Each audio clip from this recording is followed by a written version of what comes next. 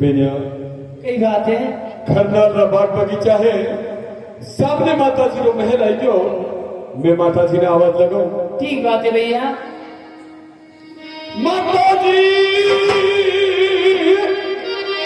मारे माता जी, माता जी महल छोड़ी ना बाहर आवजो, आवजो, हे माता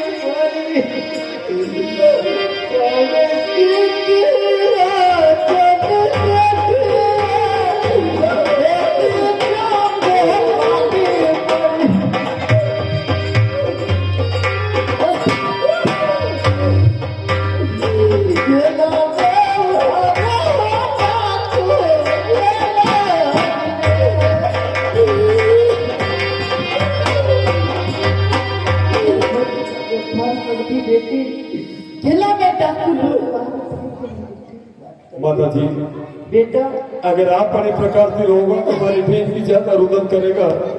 रोनो धोनो बंद करो बहन, जाओ महल में आराम करो। मैं माता जी से थोड़ी बातचीत कर लूं। अच्छी बात है ना।